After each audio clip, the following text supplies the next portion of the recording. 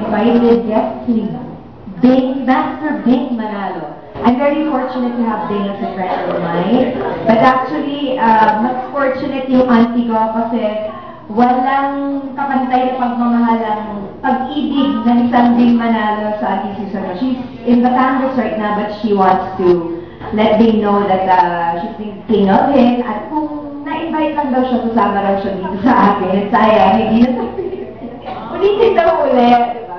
But yeah, I became friends with Bing because of my cousin Grace at saka si Neil. Kasi we were talking about pabasa before. Nagpapabasa si Bing pag tuwing mahal na araw. So, I told him na, punta ka dito sa Lincoln, magbasa ka during, Holy Week. Kasi doon na time na pumapatak yung birthday ko and everybody's invited. Actually, kung may time sila pumunta during pabasa days.